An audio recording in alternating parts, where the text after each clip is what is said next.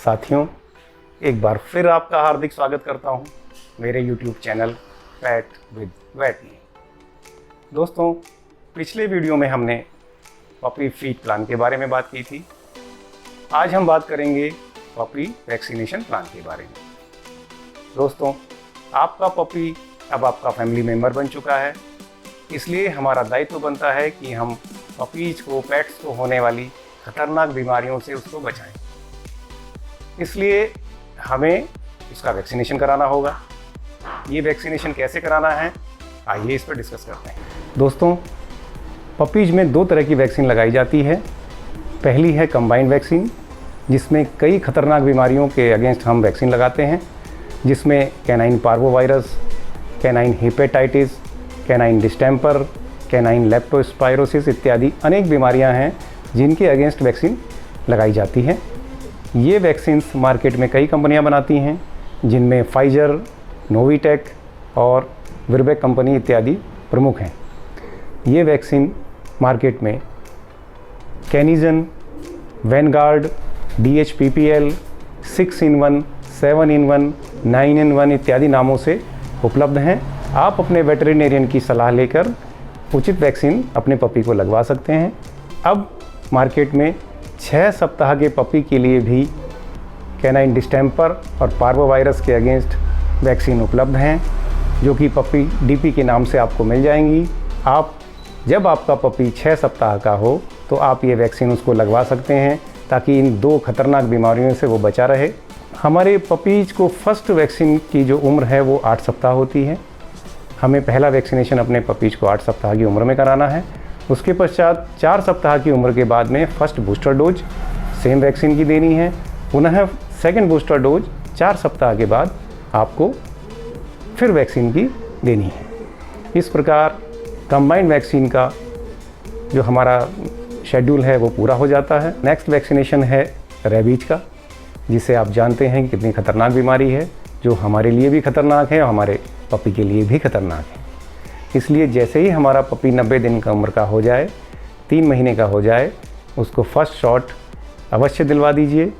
पुनः वही 28 दिन के बाद फर्स्ट बूस्टर और पुनः 28 दिन के बाद सेकंड बूस्टर डोज उसको अवश्य लगवा दें। दोस्तों, मार्केट में ये वैक्सीन रक्षा रैब, रेबीजिन इत्यादि नामों से उपलब्ध है, जो कि विरबैक और इंडियन इम्यूनोलॉजिकल्स कंपनियां बनाती हैं। अपने वेटरिनेरियन की सलाह से आप जो भी उचित वैक्सीन है उसको आप अवश्य लगवा दें। साथियों, जहां से अपने पपी को आपने ख़रीदा है या जहां से लाए हैं, वहां से संभव हो सके तो पपी की जन्म तिथि अवश्य ले लें। अगर सही जन्म तिथि ना भी मिल पा रही हो तो 1-2 दिन आगे या पीछे का समय अवश्य नोट कर लें, क्योंकि ये जन्म तिथि पपी के वैक्सीनेशन प्लान में काम आनी है। आपके जो वेट हैं, जो पपी कार्ड बनाएंगे, उसमें वो इस जन्म तिथि को दर्ज करेंगे और उसके बाद इस जन्म तिथि के आधार पर ही उसका वैक्सीनेशन प्लान पूरा तय किया जाता है। दूसरा, जब आप अपने पपी को वैक्सीनेशन के लिए ले जाएं तो वो बिल्कुल हेल्दी होना चाहिए, वो बीमार नहीं होना चाहिए, अच्छी तरह से खाना खा रहा हो, खेल कूद रहा हो, ये ध्यान रखना है आपको।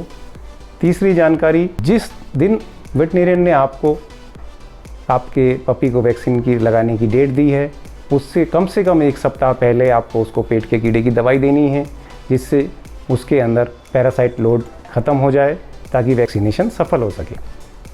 दोस्तों, एक और इम्पोर्टेंट जानकारी है कि जो वैक्सीन आपके पपी को लग रही है वो जिस फार्मा कंपनी से बनी है और आपके पपी तक आई है, वो कोल्ड चेन मेंटेन होनी चाहिए। वो 2 डिग्री से 8 डिग्री टेम्परेचर के बीच ही रखी होनी चाहिए। यदि ये वैक्सीन ट्रांसपोर्ट में या स्टोरेज के टाइम इन तापमान से कम या ज़्यादा में रखी गई होगी तो इसकी एफिकेसी, इसकी प्रभाविता ख़त्म हो जाती है। ये आपके पपी को कोई फ़ायदा नहीं देगी।